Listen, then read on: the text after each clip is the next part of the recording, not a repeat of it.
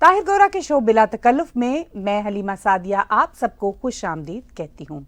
آج ہماری زیادہ تر بات چیت ہوگی ساؤتھ ایشیا کے حوالے سے۔ آج ہماری بات چیت کا جو محور ہے وہ ہے بنگلہ دیش کے الیکشن کے حوالے سے۔ اس کے ساتھ ساتھ ہم بات چیت کریں گے مالدیپ کے 3 منسٹرز کے حوالے سے جنہوں نے بھارت مالدیپ تعلقات کو داؤ پر لگا دیا۔ نیز ہم تجزیہ کریں گے ساؤتھ ایشین مسلمانوں کو یہودیوں اور ہندوؤں سے نفرت کیوں ہے۔ اس کے علاوہ ہم دیکھیں گے پاکستان میں فروری میں ہونے والے الیکشنز کی ڈاما ڈول صورتحال کو۔ تو بات چیت کا آغاز کرتے ہیں بنگلہ دیش کے الیکشنز کے حوالے سے۔ بنگلہ دیش کی اپوزیشن پارٹی بنگلہ دیش نیشنلسٹ پارٹی نے الیکشنز کا بائیکاٹ کیا۔ عوامی لیگ کی حکومت نے الیکشن کروائے۔ بڑی اپوزیشن کے حصہ نہ لینے کی وجہ سے الیکشنز میں گہما گہمی نظر نہ آئی۔ تو اب آپ اس الیکشن کی صورتحال اور اس پورے منظر کے اوپر ہمارے ناظرین کے ساتھ کیسے شیئر کریں گے اپنی اوپینین؟ دیکھیے، بات یہ ہے کہ الیکشن تو ہو گئے ہیں اور اس کے ریزلٹس بھی آ چکے ہیں، جن کے مطابق شیخ حسینہ ایک بار پھر جیت گئیں، غالباً 5ویں بار وہ جیتی ہیں، اور عوامی لیگ ان کی پارٹی ہے جو ظاہر ہے ان کے باپ شیخ مجیب الرحمان کی بنائی ہوئی پارٹی ہے۔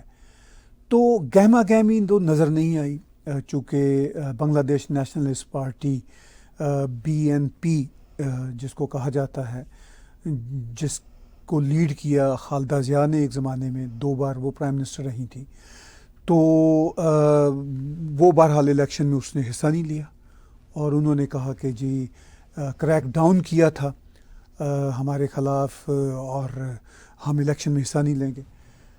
تو پوری دنیا کی نگاہیں تھیں بنگلہ دیش پہ، کیونکہ بنگلہ دیش ایک ابھرتی ہوئی اکانومی ہے، اچھا خاصا دنیا میں اس کا اس وقت ان پٹ ہے in terms of export of garments اور کاٹیج انڈسٹریز کے سلسلہ میں، تو ایک اچھا پروگریس کرنے والا دیش ہے۔ مگر یہ ایک مسئلہ وہاں پہ بنا، ان دونوں پارٹیوں کو، عوامی لیگ کا اور بنگلہ دیش نیشنلسٹ پارٹی کی چپکلش کا معاملہ بڑا پرانا ہے۔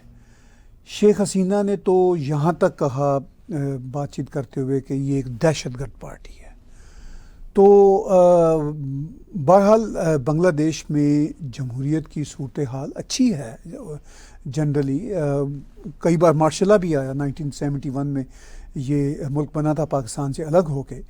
تو اب تک کا اگر اس کا 50-52 سال کا سفر دیکھا جائے تو اس میں جمہوریت ریزنیبل طریقے سے بڑھ رہی ہے، ترقی بھی ہو رہی ہے، خاص طور پر اگر ہم پاکستان کے ساتھ کمپیئر کریں تو پاکستان کی طرح مارشل لا کی کیفیت بھی یہاں پر رہی، اس پہ بہرحال قابو پایا جا چکا ہے۔ تو میں یہ سمجھتا ہوں کہ الیکشن کا جو سین ہے وہ جو تھا وہ گزر گیا، خاموشی رہی، ہم ٹیلی ویژن پہ دیکھتے رہے، انٹرنیشنل میڈیا کے کیمرے پہنچے ہوئے تھے، اور کوئی گہما گہمی نہیں تھی، کیونکہ آف کورس جب ایک بڑی اپوزیشن پارٹی بائیکاٹ کر دے تو کیا گہما گہمی ہوگی۔ اب صورتحال یہ ہے کہ غالباً 222 سیٹیں، کوئی غالباً 300 سیٹوں کی یہ اسمبلی ہے، اس میں سے 222 سیٹیں عوامی لیگ جیت گئی ہے۔ باقی کے بارے میں بتایا جاتا ہے کہ چھوٹی چھوٹی پارٹیاں، اور ایک اور اپوزیشن پارٹی بھی ہے چھوٹی جس کا نام میں بھول رہا ہوں، انہوں نے بھی شاید کوئی 1 درجن کے قریب سیٹیں لی ہیں۔ تو اب اس پارلیمنٹ میں مزہ تو نہیں آئے گا، کیونکہ اس میں کوئی بڑی اپوزیشن ہی نہیں ہے۔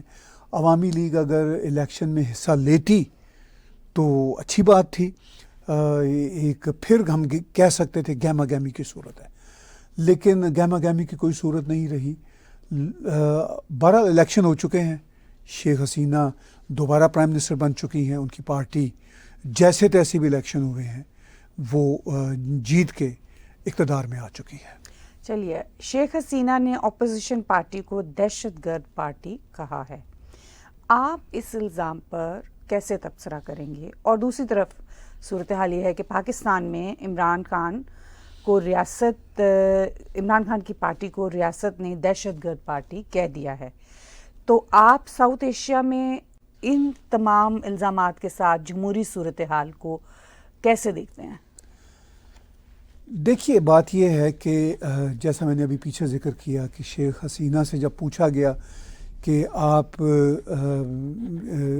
اکاؤنٹیبل ہوں گی، آنسریبل ہوں گی اپوزیشن کو، تو انہوں نے کہا کہ کس کو میں آنسریبل ہوں گی، وہ تو دہشت گرد پارٹی ہے، بلکہ انہوں نے کہا وہ تو ایک دہشت گرد آرگنائزیشن ہے۔ میں یہ سمجھتا ہوں کہ پرائم منسٹر حسینہ شیخ کی طرف سے یہ کہنا شاید اس کے پیچھے یہ ہے کہ عوامی لیگ یوں سمجھتی ہے کہ جو نیشنلسٹ پارٹی ہے بنگلہ دیش کی، اس میں جماعت اسلامی کے بہت سارے لوگ ہیں۔ جماعت اسلامی کے لوگوں نے بنگلہ دیش کے کریشن کو ریزسٹ کیا تھا، تو وہ ان کے پوائنٹ آف ویو سے ایک دہشت گردی کی کارروائی ہے۔ پھر انٹرسٹنگ بات یہ ہے کہ اب جو بنگلہ دیش نیشنلسٹ پارٹی ہے اس میں جماعت اسلامی کے ہی لوگ نہیں ہیں، بلکہ لیفٹ کے لوگ بھی ہیں کافی، جو کہ پوری دنیا کی سیاست میں اب چل رہا ہے کہ لیفٹ اسلامسٹ اکٹھے بھی ہوتے ہیں۔ لیکن اس کے باوجود میں یہ سمجھتا ہوں کہ عوامی لیگ کی طرف سے یا شیخ حسینہ کی طرف سے بنگلہ دیش نیشنلسٹ پارٹی کو دہشت گرد پارٹی کہنا زیادتی ہے۔ اس کا سبب یہ ہے کہ بہرحال وہ پارٹی اقتدار میں رہی ہے اور ان کے بہت بڑا ان کا ووٹر بینک ہے۔ اگر یہ الیکشن میں وہ بائیکاٹ نہ کرتے تو ہو سکتا تھا کہ وہ اچھی خاصی سیٹیں لے کے جاتے، ہو سکتا تھا کہ وہ شیخ حسینہ کو مات بھی دے دیتے، کیونکہ وہ سٹنگ پرائم منسٹر تھیں، تو سٹنگ پرائم منسٹر یعنی انکمبنٹ پرائم منسٹر کے لیے مشکل ہوتا ہے الیکشن لڑنا۔ اگرچہ شیخ حسینہ کے کریڈٹ میں جاتا ہے کہ ان کی حکومتوں کے دوران اکانومی بنگلہ دیش کی اچھی رہی، حالات اچھے رہے۔ ابھی کو 2-1 سال سے اکانومی بنگلہ دیش کی تھوڑی سی ان کے اپنے کانٹیکس میں، ان کے اپنے پرسپیکٹو میں تھوڑی سی ڈاماڈول ہے، مگر کوئی ایسا برا حال نہیں ہے۔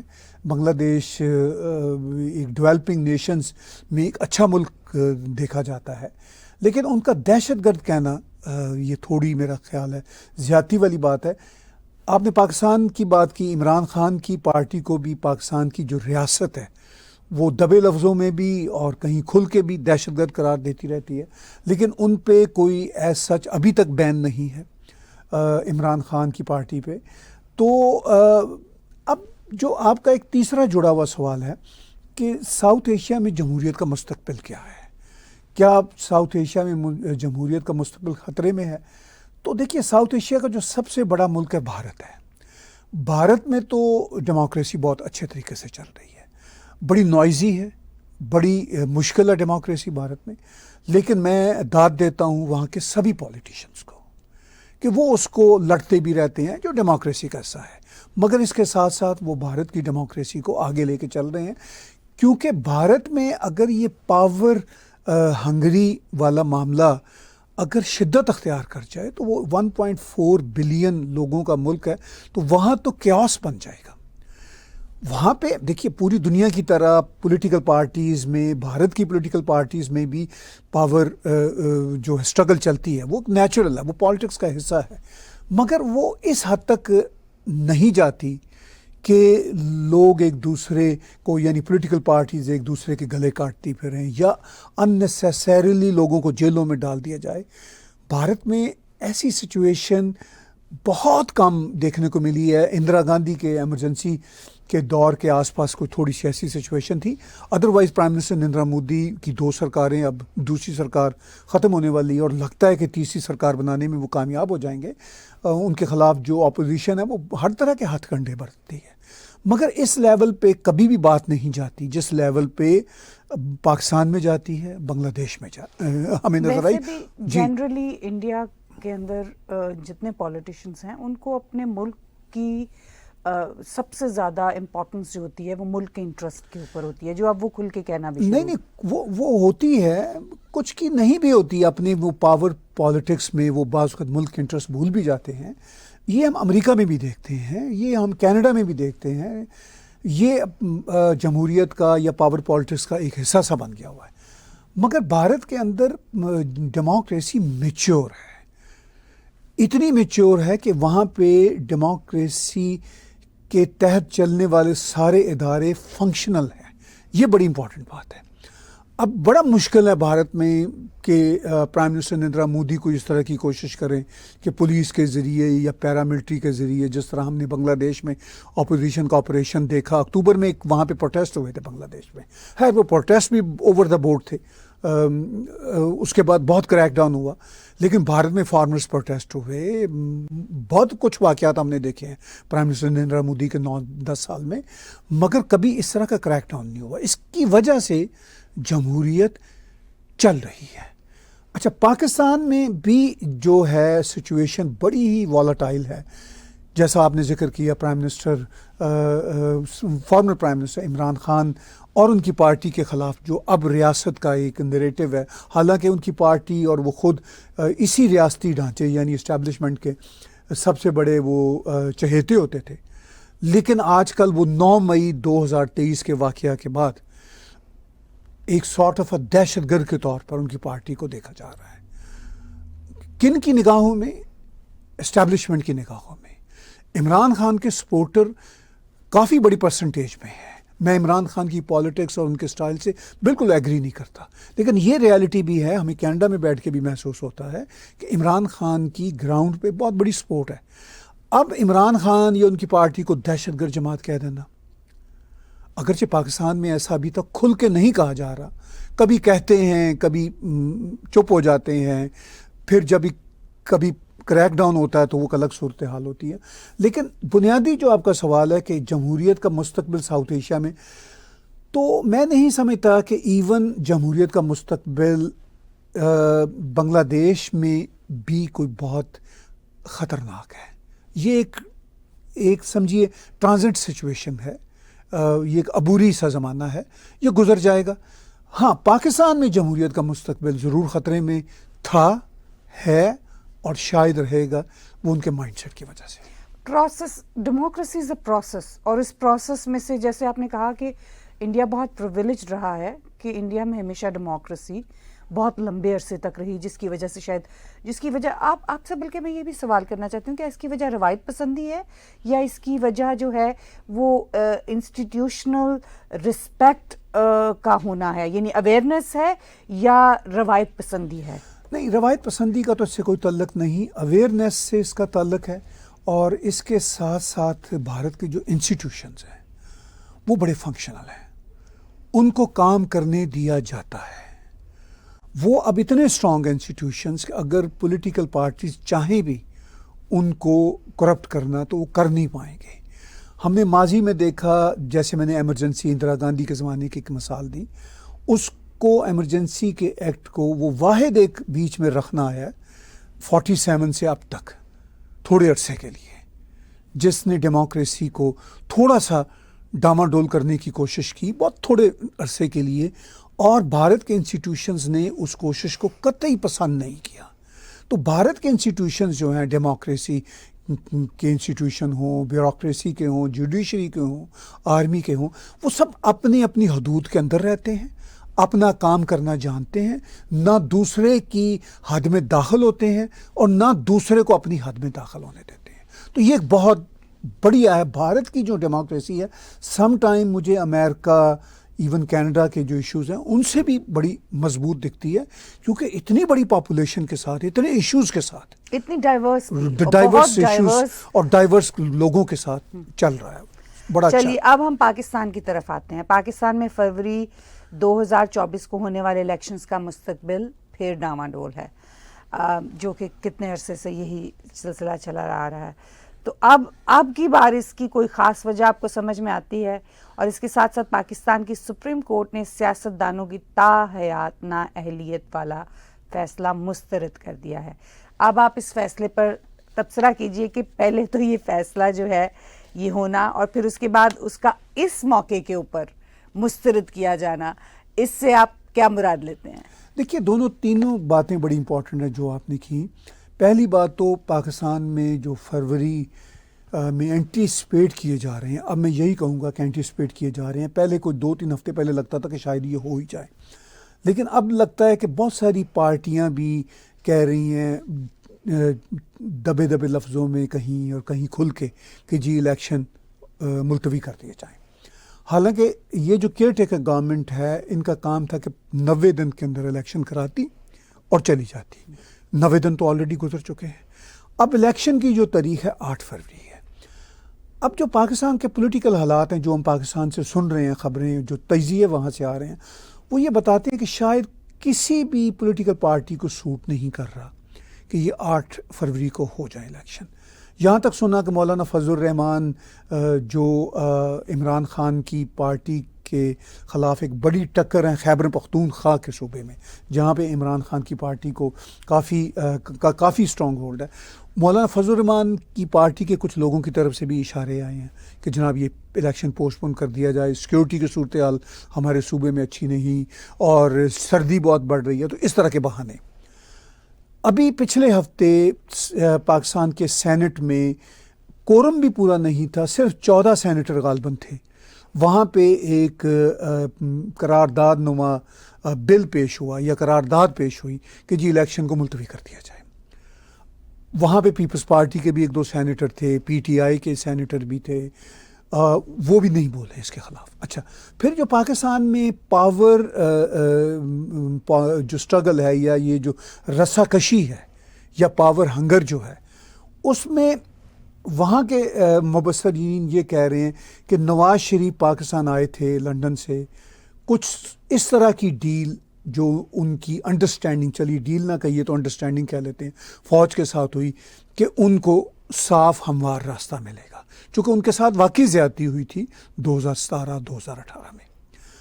ان کو کافی ہموار راستہ مل گیا. اب جو سپریم کورٹ کا بھی فیصلہ غالباً کل ہی آیا ہے اس میں بھی کہہ دیا گیا جی کہ تاحیات جو نااہلی تھی پولیٹیشنز کی وہ ختم, وہ ہم سمجھتے ہیں غیر مناسب فیصلہ تھا. تو اس میں سب سے زیادہ جو زد پہ آتے تھے وہ نواز شریف آتے تھے, تو ان کی جان بخشی ہو گئی وہاں پہ. اچھا, اس کے باوجود سب کا یہ خیال ہے کہ چونکہ عمران خان کو بہت زیادہ مدد دی تھی اسٹیبلشمنٹ نے 2018 کے دوران اقتدار میں آنے کے حوالے سے, اور پھر وہ کافی نااہل ثابت ہوئے اپنی حرکتوں کی وجہ سے, تو اب وہ نواز شریف کی شاید فوج سے یہ بھی انڈرسٹینڈنگ تھی کہ بھائی اس کا یعنی عمران خان کا اور اس کی پارٹی کا بھی کوئی بندوبست کیا جائے. اب عمران خان کا بندوبست تو ہوا ہے, وہ جیل میں بیٹھا ہوا ہے بیچارہ, جو بھی ہے میرے حساب سے جیل میں بیٹھنا تو اس کو رکھنا مناسب نہیں ہے. اگرچہ نواز شریف کو بھی جیل میں رکھنا بہت زیادتی تھی جو عمران خان کی کارستانی تھی فوج کی ملی بھگت کے ساتھ. تو اب اگر فوج کی ملی بھگت کے ساتھ اگر یہ بھی کریں, نواز شریف یہ کریں, تو یہ بھی زیادتی ہے. یہ سب پولیٹیکل پروسیس کے دراصل نااہل ہونے کی نشاندہی ہے. اور پھر مجھے ایسا لگتا ہے, آپ مجھے اس پہ بلکہ ہمارے ساتھ شیئر کیجئے, ایجوکیٹ کیجئے ہمیں اس پہ, کہ اگر فیسز وہی ہیں, پاور وہی انہی چند لوگوں میں ہے جو کہ بار بار فیلئر ہو رہا ہے, تو آخر مسئلہ پھر کیا ہے؟ پھر ٹھیک ہے, پھر یہ بھی بات ٹھیک ہے کہ الیکشنز کی ضرورت ہی کیا ہے اتنا, جبکہ ملک پہلے ہی دیوالیہ ہو رہا ہے, تو اتنا خرچہ کرنے کی, اتنا پورا وہ ایک ہنگامہ کرنے کی ضرورت ہی کیا ہے؟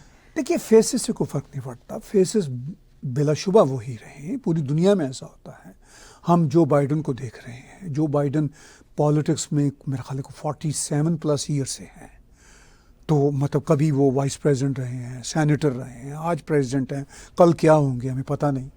تو ہمارے ٹروڈو صاحب ہیں 10 سال سے آلموسٹ یہاں بیٹھے ہوئے ہیں, ان کے باپ تھے پہلے پرائم منسٹر تھے کینیڈا کے, راہل گاندھی ہیں, پورا ان کا پریوار ہے وہ رہا ہے.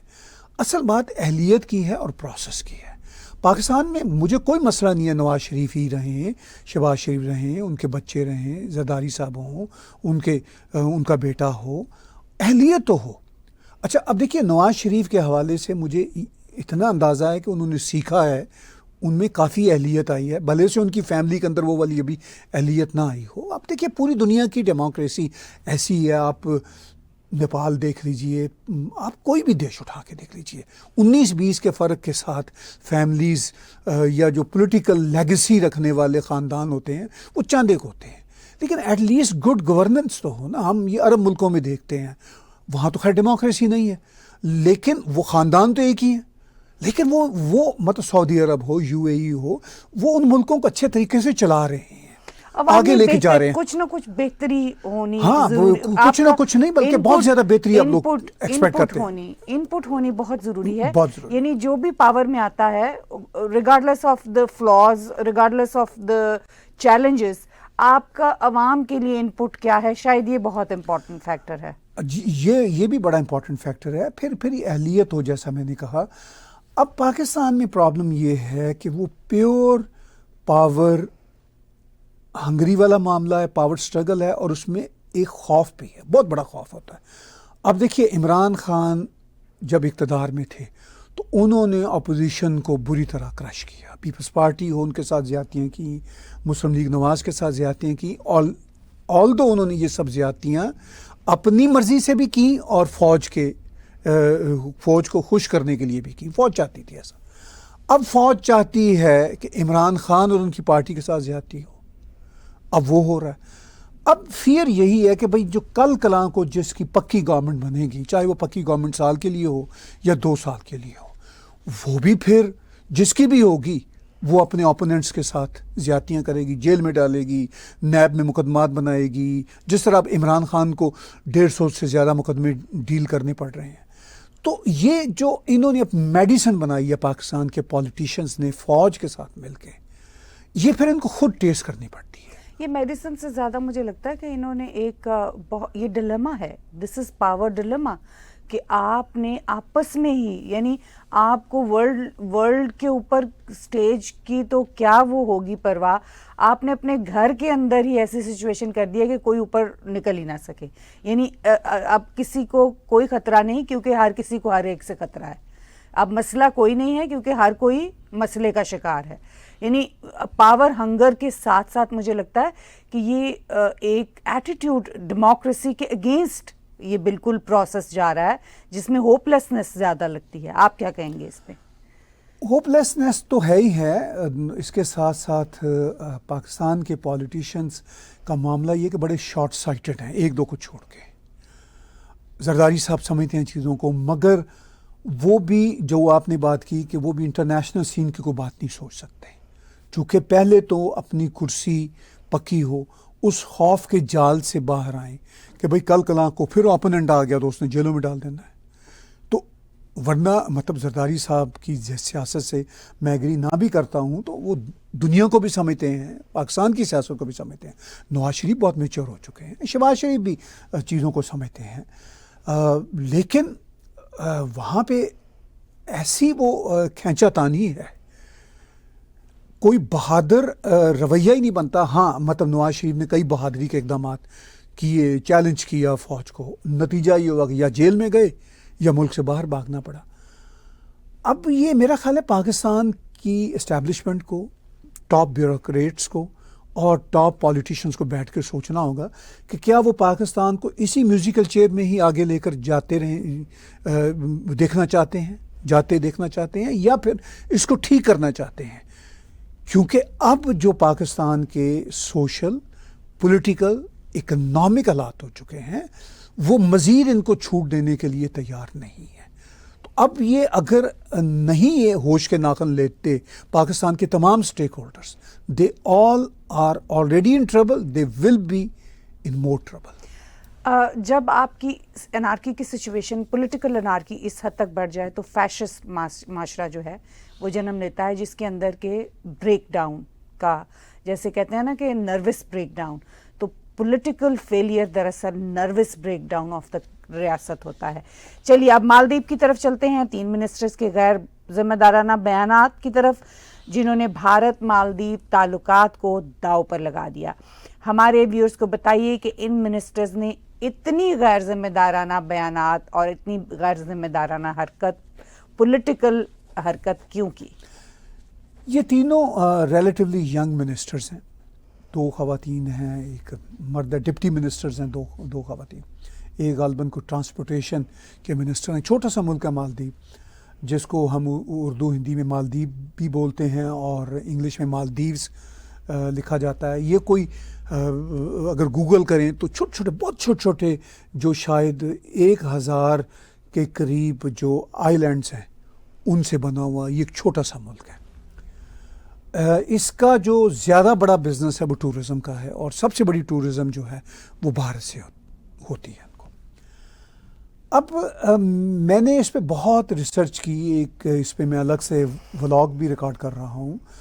تو ان منسٹرز نے، ینگ منسٹرز ہیں جو حرکت کی ہے، وہ شاید یہ ہے کہ یہ کوئی ایسی آئسولیٹڈ حرکت نہیں ہے۔ جو ان کے نئے پریزیڈنٹ آئے ہیں، محمد موئزو شاید ان کا نام ہے، انہوں نے آنے کے بعد ایک تقریر کی تھی جس میں انہوں نے کہا تھا، اپنے الیکشن کیمپین میں بھی انہوں نے کہا تھا انڈیا آؤٹ۔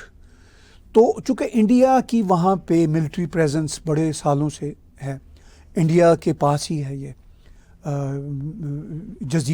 جزیروں کا ایک چھوٹا سا ملک، تو وہی عربین سی میں ہے، تو انڈیا پہ ان کا بہت دار و مدار ہے، ٹورزم کے بزنس کے حوالے سے بھی، اور بھی سیکیورٹی کے حوالے سے بھی، اور بھی بہت سارے معاملات کے حوالے سے۔ لیکن یہ جو ہے نا حرکت ان تینوں منسٹرز کی، یہ انفیکٹ ان کے پریزیڈنٹ اور ان کے منسٹر چائنا کے قریب جانا چاہ رہے ہیں، اور یہ مالدیپ میں پہلی بار نہیں ہوا۔ پہلے بھی ہوا کہ چائنا کا یہاں پہ شکنجہ بڑھا تو انڈیا کے شکنجے سے آئے۔ ایک زمانہ ایسا تھا، ہمارے ایک دوست تھے، میں نام نہیں لوں گا، جو کینیڈا میں ہوتے تھے کونسل جنرل انڈیا کے، تو وہ مالدیپ میں ایمبیسڈر لگ کے چلے گئے۔ تو میرے بہت اچھے دوست ہیں، تو مجھے انہوں نے مالدیپ سے ایک ٹیکسٹ کیا، میں نے کہا سر کیا حال ہے، کیسی چل رہی ہے ایمبیسڈرشپ؟ کہنے کہ بھائی بات یہ ہے کہ ایک طرف سعودی عرب کا سلافی اسلام یہاں پہ آگے آ رہا ہے، دوسری طرف سے چین کا پیسہ آ رہا ہے، تو ایک عجیب سا ملغوبہ ہے یہ ملک بھی۔ اچھا، پھر وہ مجھے یاد ہے، یہ بات کوئی 6 سال پرانی ہوگی، پھر اس کے بعد حکومت بدلی، ایسے صدر آئے وہاں پہ جو پرو انڈیا تھے۔ اچھا، اب مثلا دیکھیے، پرو انڈیا، اینٹی انڈیا، پرو چائنا، اینٹی چائنا، یہ مسئلے کا حل نہیں ہے۔ مسئلے کا حل یہ ہوتا ہے کہ جو بھی دیش ہو وہ اپنے مفاد کے لیے کام کر رہا ہے یا نہیں کر رہا۔ اب چین ان سے دور ہے، بھارت بالکل قریب ہے۔ اب چین نے تو ان کو ٹورسٹ نہیں بھیجنے، چائنا بڑا اسمارٹ ملک، اور چائنیز بھی بڑے اسمارٹ ہیں، چائنیز ایسے علاقوں میں نہیں جاتے ٹورزم کرنے جہاں پہ اسلام کا بول بالا ہو۔ اب وہ جاتے ہیں، فن کے لیے جاتے ہیں، ان کو شراب ملے، وہ بیچز میں ننگے نہائیں پھریں، مطلب انجوائے کرنے کے لیے جاتے ہیں۔ ٹورزم کاہے کی ہوتی ہے؟ اب وہاں پہ مالدیپ میں دھیرے دھیرے اسلامائزیشن بڑھتی چلی جا رہی ہے۔ میں نے اپنے دوست ایمبیسڈر کی بات کی تھی، تب تو سلافی اسلام تھا، اب وہ سعودیوں نے سلافی اسلام، وہابی اسلام کی مدد کرنا ٹوٹل بند کر دی، اب وہ خود ماڈرنائزیشن کے راستے پہ ہیں۔ اب سعودی تو ماڈرنائزیشن کے راستے پہ ہیں، یہ جو ہیں یہ اب نہ اس میں پھنس گئے ہیں وہابی اسلام میں خود سے ہی۔ اب ایک طرف یہ وہابی اسلام میں پھنس گئے، دوسری طرف سے جو مالدیپ کے پولیٹیشنز ہیں ان کو چائنا کا پیسہ نظر آتا ہے، یعنی ایک طرف سے یہ بڑے پکے نمازی پرہیزگار مسلمان ہو جاتے ہیں، دوسری طرف سے پیسے کے چکر میں بھی یہ پھر نہ ایک لمحے میں خریدے جا سکتے ہیں۔ اب ان پولیٹیشنز کو، ایک مس شوانا ہیں، ایک کوئی خاتون ہیں، ان کا نام ہے غالباً میلشا سم تھنگ لائک دیٹ۔ اچھا، ان کے ٹویٹر اکاؤنٹ پہ جائیں تو ان کے کوئی چند سو سے چند ہزار ان کے فالوورز ہیں، چھوٹا سا ملک ہے، اور ان کی ٹویٹر لائن پہ آپ دیکھیے ان سب پولیٹیشنز کی، اور ایون ان کے پریزیڈنٹ کی بھی، تو وہ چائنا چائنا چائنا چائنا، چونکہ وہ چائنا کا کوئی وزٹ بھی کر رہے ہیں ان کے پریزیڈنٹ جو ہیں، تو وہ چائنا چائنا چائنا۔ اچھا، پھر چائنیز جو ہیں وہ ان کو بھڑکاتے ہیں انڈیا کے خلاف، تو وہ یہ ٹویٹس بھی ری ٹویٹس کر رہے ہوتے ہیں۔ یعنی اتنے یہ نالائق قسم کے ہیں کہ ان کو ڈپلومیسی نہیں آتی، ان پولیٹیشنز کو، ان کی پوری سرکار کو۔ اب نتیجہ یہ ہوا کہ بھارت نے ایکچولی جب یہ ہوا کہ جب مسٹر موئزو آئے تو انہوں نے بھارت کے ساتھ جو ملٹری کے ایگریمنٹ تھے وہ ختم کیے، بھارت کی جو ملٹری پریزنس تھی وہ وہاں سے نکال باہر کی۔ اس کے بعد پچھلے ہفتے غالباً پرائم منسٹر نریندر مودی، وہ جو ایک بھارت کی یونین ٹیریٹری ہے، مجھے اکثر پروننشیٹ کرنے میں دقت ہوتی ہے، لکشادویپ غالباً اس کا نام ہے، جو بالکل پاس ہے بھارت سے 150 میل کے فاصلے پر بتایا جاتا ہے۔ وہاں پہ بھی کئی چھوٹے چھوٹے وہ ہیں آئی لینڈز ہیں۔ تو پرائم منسٹر مودی وہاں پہ گئے تو انہوں نے تعریف کی کہ بھئی یہاں لوگوں کو آنا چاہیے ٹورزم کے لیے۔ اب وہ بھارت کی وہ جو یونین ٹیریٹری ہے وہ مالدیوز کی یونین، وہ جو دیش ہے مالدیوز کا، اس سے کوئی زیادہ دور نہیں ہے. اب وہ جیسے کہتے ہیں نا، ان مالدیپ کے تمام پولیٹیشنز کو، پریزیڈنٹ سے لے کے سارے لوگوں کو وہ جیسے مرچیں لگ گئیں. انہوں نے ٹویٹر پہ 3-4 دن سے نا یہ ہنگامہ مچایا ہوا ہے کہ جی جو ہمارا مالدیو ہے وہ جو Lakshadweep some thing like that, میں اس کو پروننشیٹ کرنا، پیرلر، یہ ان کا یہ خیال ہے کہ وہ ایک پیرلر ٹورسٹ پلیس کے طور پہ، کیونکہ مالدیو کو پنش کرنے کے لیے کیا جا رہا ہے، اور یہ اس کی مالدیو کی جگہ اب وہ جو ہے لکشدیپ وہ بنے گا ٹورسٹ ریزورٹ. ہاں وہ دیکھیے، وہ انڈیا کی یونین ٹیریٹری ہے، مطلب عرصہ دراز سے یونین ٹیریٹری ہے. اب پرائم منسٹر نریندر مودی تو انڈیا فرسٹ کا جو ہے ان کا نیریٹو وہ تو ہمیشہ سے ہے. اب انہوں نے یقینی طور پر ان کے من میں بھی یہ بات آئی ہوگی کہ بھئی یہ مالدیو والے اگر اتنے ہی تھینک لیس لوگ ہیں کہ ہم نے ان کو اتنا سپورٹ دیا، وہاں پہ اتنے بڑے بڑے ڈیولپمنٹل پروجیکٹس کیے، اگر اس کے بعد بھی یہ ان کی پولیٹیکل کیمپین کا نعرہ ہے انڈیا آؤٹ، تو وہ انہوں نے کچھ نہیں ان کو برا بلا کہا، سمپل ایک میسج دیا کہ اپنے ہی یونین ٹیریٹری میں گئے، لکشدویپ میں گئے، اور وہاں جا کے انہوں نے ٹورزم کو پروموٹ کرنے کے ایک تو ویڈیو بنائے. اب وہاں پہ وہ اتنے میچور ہیں سارے کے سارے ان کے پالیٹیشین، وہ جیسے بھڑک اٹھے، مرچیں لگ گئیں ان کو، اور وہ اچھا اب اس کے نتیجے میں انہوں نے 1-2 ایسی بھی اسٹوپڈ ٹویٹس دیں، ہندوازم کے خلاف ٹویٹس دیں، پرائم منسٹر مودی کو جوکر تک کہا، ٹیررسٹ تک کہا، اور پھر کہہ دیا کہ یہ ٹیررسٹ اسرائیل کے یہ ہیں دوست ہیں. میں اسی طرف آنے والی تھی کہ ہندوازم اور اسرائیل دونوں کے خلاف جو اتنی ٹویٹس ہو رہی ہیں اور اتنی زیادہ دشمنی کا اظہار ہو رہا ہے، تو گویا یہ دراصل اس کی وجہ جو ہے، اس کی بیہائنڈ دا سین، اس میں چائنا کو خوش کرنا جو ہے وہ مقصود ہے. نہیں دیکھیے، چائنا اس بات سے بھی خوش نہیں ہوگا. چائنا کی اسرائیل کے ساتھ کوئی مخاصمت نہیں ہے، کوئی لڑائی نہیں ہے. چائنا کے تو بہت اچھے تعلقات ہیں اسرائیل کے ساتھ. دیکھیے، چائنا کے بارے میں بہت ہم باتیں کر سکتے ہیں. چائنا مطلب ہپوکریسی کا بھی مظاہرہ کرتا ہے، وہ ساری دیش کرتے ہیں. جب وہ یونائٹڈ نیشن میں جا کے حافظ سعید کو بچا لیتا ہے، وہ ان کے اپنے پولیٹیکل انٹرسٹ ہوتے ہیں. لیکن یہ بات طے ہے کہ چائنا کبھی بھی اسلامک ایکسٹریمزم، ٹیررزم کو کبھی بھی انڈورس نہیں کرے گا. ٹھیک ہے، وہاں پہ وہ کر لیتا ہے پولیٹیکلی جا کے. چائنا کے اپنے اندر جو مسلمانوں کا دیش ہے سنکھیانے کا، وہاں 2 ملین کے قریب جو ہے نا مسلمان، وہ سارٹ آف کنسنٹریشن کیمپ میں رہتے ہیں. ان کو ریہیبلیٹیٹ کیا جاتا ہے چائنیز زبان میں.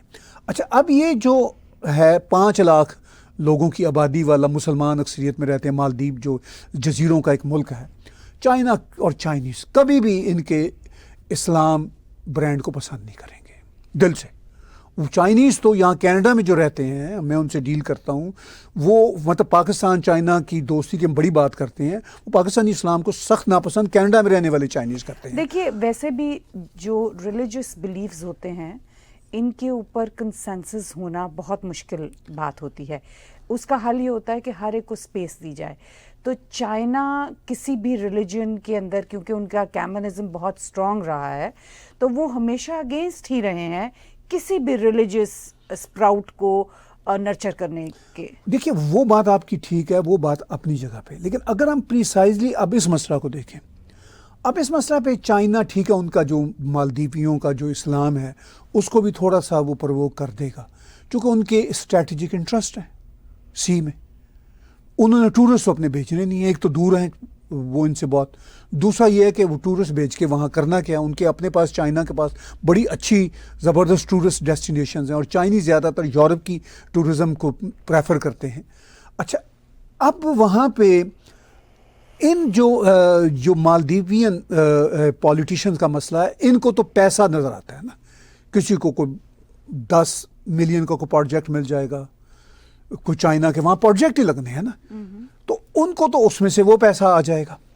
ٹھیک ہے، اس کی وجہ سے وہ اپنا اسلام بیچنے کو تیار بیٹھے ہوئے ہیں. وہ مطلب دیکھیے، سب سے اہم بات، ابھی آپ نے ذکر کیا کہ یہ جو ہے ساؤتھ ایشین مسلمانوں میں یہ کیوں رجحان ہے کہ ہندوؤں کو اور یہودیوں کو نفرت کے نشانے پہ رکھا جائے. اس لیے کہ ساؤتھ ایشین مسلمان ٹھیک سے خود مسلمان ہیں ہی نہیں، ان کا اسلامک سویلائزیشن یا عرب سویلائزیشن سے کوئی لینا دینا ہی نہیں. یعنی ہمیں یہ بھی دیکھنا، یہ بہت ڈیٹیل گفتگو میں ہے، اس کو تھوڑا سا ٹوکتا ہوں آپ کو، نہیں میں اس میں ذرا اس میں کلچر ڈفرنٹ ہوتا ہے، سویلائزیشن کلچر ڈفرینٹ ہے، ڈائنامکس ڈفرینٹ ہے. میں اس میں کی تھوڑی تفصیل میں جانا چاہوں گا. بہت سارے لوگ پاکستانی انڈین مسلمان یو اے ای میں، قطر میں کام کرتے ہیں، سعودی عرب میں، ان کو پتہ ہے میں کیا کہہ رہا ہوں. ان کو وہاں پہ کو ٹھیک سے مسلمان نہیں سمجھا جاتا. ان کو یہی ہوتا ہے کہ یار یہ پتہ نہیں آئے ہوئے ہیں تو یہ اپنے بس کام سے کام رکھیں، مسجدیں ہماری بے شک نماز پڑھتے آتے رہیں، ویلکم، لیکن اس سے زیادہ بک بک نہ کریں. یہ بک بک نہیں کر سکتے وہاں پہ، ٹھیک ہے. ابھی یو اے ای کے ایک بڑے ہی امپورٹنٹ بزنس مین حسن سجوانی جی نے، میں ان کی بہت قدر کرتا ہوں، انہوں نے کل ہی ٹویٹ دیا، انہوں نے کہا ہے کہ مسلم بردرہڈ سب سے بڑا خطرہ ہے سویلائزیشنز کو، اور یہ یو اے ای میں ہم ان کو رہنے نہیں دیں گے مسلم بردرہڈ والوں کو. یہ بھی کل ٹویٹ دی ہے. بلینرز ہیں حسن سجوانی جی. اچھا، مقصد یہ ہے کہ یہ جو عرب سویلائزیشن کا اسلام ہے وہ ہے کھرا اور سچا اسلام. یہ جو ہماری دنیاؤں کے لوگ ہیں نا، ساؤتھ ایشیا کے لوگ، اور پھر یہ انڈونیشیا، اور یہ جو اسلام کے نام پہ اسلام سے زیادہ یعنی شاہ سے زیادہ وفادار بنے پھرتے ہیں، ان کو کوئی گھاس ڈالنے کے لیے تیار نہیں ہے. اور یہ زیادہ مکسچر ریلیجس بلیف بھی مکسچر ہو گئے ہوئے ہیں جیوگرافیکل باؤنڈریز کے ساتھ. یعنی جو بات میں کرنا چاہ رہی تھی وہ دراصل یہ تھی کہ کلچرل ایکسپریشن اور ریلیجن کا ایک ملغوبہ سا بن گیا ہوا ہے، جس کی وجہ سے نہ ریلیجن کلیئر ہے نہ کلچر کلیئر ہے. حالانکہ کلچر جیوگرافیکل باؤنڈریز کے ساتھ ہی ہوتا ہے، اور ریلیجن ایک اسپرچول ایکسپیرئنس ہے. آپ بیونڈ جانے کے لیے اسپرچول پاتھ کے اوپر چلتے ہیں، نہ کہ آپ اس کا ایک کوئی فنڈامنٹل اٹھنے بیٹھنے کا، چلنے کا، بولنے کا، کھانے کا، پینے کا. یعنی آپ اپنے آپ کو اتنا زیادہ آئسولیٹڈ کر لیتے ہیں کہ پھر بڑا مشکل ہو جاتا ہے. دیکھیے، یہ بحث خام خواہ کی ادھر ادھر چلی جائے گی. ریلیجن جو ہوتا ہے بنیادی طور پر اس کے کئی اسپیکٹس ہیں. آج کے زمانے میں پولیٹیکل اسپیکٹ ہے، ٹھیک ٹھاک پولیٹیکل اسپیکٹ ہے. پولیٹیکل اسپیکٹ نیگیٹو بھی ہے، جیسے پولیٹیکل اسلام کی شکل میں ہم دیکھتے ہیں. پولیٹیکل جو اسپیکٹ ہے عرب میں اسلام کا، وہ پازیٹیو ہے، کیونکہ وہ ان کا اپنا دین ہے، وہ اس کو مینیج کر سکتے ہیں، ہینڈل کر سکتے ہیں. پھر جو ریلیجن کا سویلائزیشنل اسپیکٹ ہوتا ہے، اب سویلائزیشنل جو اسپیکٹ ہے اسلام کا خاص طور پر، وہ صرف اور صرف عربوں کا ہے. جتنا چاہے زور لگا لیں یہ انڈیا، پاکستان، بنگلہ دیش، مالدیو وغیرہ، ادھر ادھر کے انڈونیشیا کے مسلمان جو مرضی زور لگا لیں، اسلام ان کی سویلائزیشن نہیں بن سکتی، پاسبل ہی نہیں ہے. ان کی سویلائزیشن ہندو سویلائزیشن ہے، انڈین سویلائزیشن ہے. یہ جتنا مرضی اپنے سے جھوٹ بولتے رہیں، سناترم، ہاں، مطلب وہ اس کا کچھ لینا دینا ان کا نہیں ہے.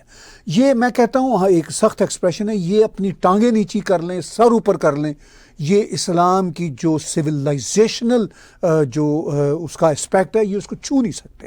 اور نہ جو اسلام کے کسٹوڈین ہیں، because Islam came from Arab world, یہ میں ماننا پڑے گا، ٹھیک ہے. تو ان کی زبان میں قرآن شریف ہے، ان کی ہی ہستیاں ہیں، بڑی بڑی پرافٹ محمد ہوں، ساری ہستیاں جو ان کی ہیں، they know how to portrait them. اب یہ جو جتنی مرضی یہ چھلانگیں لگاتے پھریں، اسرائیل کے خلاف بکتے پھریں، ایسے ہی وہ جیسے کہتے ہیں نا، ایک تھوڑا سا میں نان جرنلسٹک لفظ برتنے لگوں، مامے بنتے پھریں مسلمانوں کے، جیسے یہ فلسطین کے. اب فلسطین کا کچھ مسئلہ ہوتا ہے نا، تو یہ مالدیو، یہ انڈونیشیا، ملائیشیا، بنگلہ دیش، بھارت کے مسلمان، پاکستان کے مسلمان، افغانستان، ان سب کے پیٹ میں نا مروڑ اٹھ رہا ہوتا ہے خام خواہی معاملے کو سمجھے بغیر. اچھا، عرب اس کو ڈیفرنٹ ڈیل کر رہے ہوتے ہیں. ادھر ایجپٹ نے حماس ایون فلسطینیوں کے لیے اپنی سرحد بند کی ہوتی ہے، بیکاز ان کو پتہ ہے وہ بھی عربی بولتے ہیں، وہ بھی عربی بولتے ہیں، ان کو پتہ ہے کہ ان کا ایک ہی کلچر ہے، ان کو پتہ ہے کہ کیوں ہمیں سرحد بند کرنی پڑ رہی. They don't want terrorist with the innocent refugees, ان کو پتہ ہے یہ ریفیوجیز کے ساتھ ٹیررسٹ آئیں گے، وہ ایک دوسرے کی آنکھ میں آنکھ دیکھتے ہیں. سویلائزیشن یہی ہوتی ہے، ان کو فٹ سے پتہ چل جاتا ہے. مجھے کو پنجابی سکھ یا پنجابی ہندو یا پنجابی سکھ میرے سے بات کرے گا، ہمیں ایک دوسرے کا 1 منٹ میں پتہ چل جائے گا. یہ ہوتی ہے سویلائزیشن، یہ ہوتا ہے کلچر. بے شک میں سو کالڈ مسلمان ہوں، کوئی ہندو ہے، کوئی سکھ ہے، ہمیں 1 سیکنڈ میں ایک دوسرے کا پتہ چل جاتا ہے.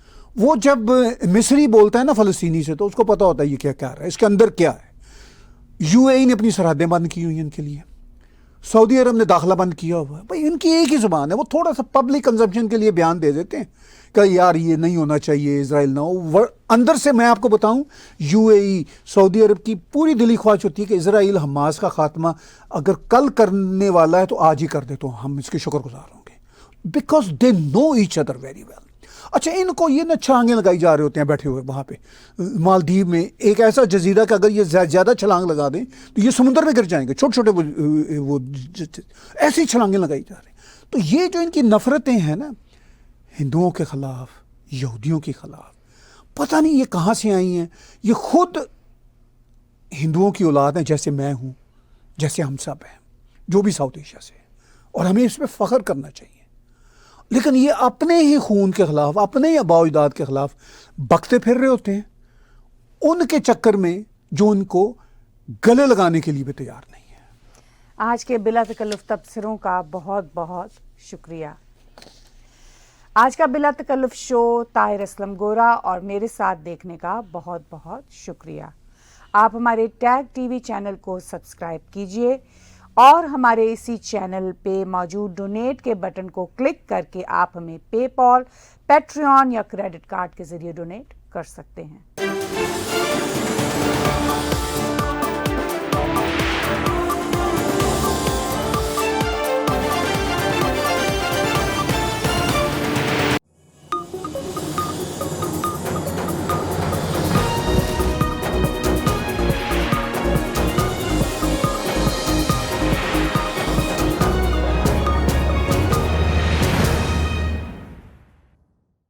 Subscribe Tag TV YouTube channel and press the notification button.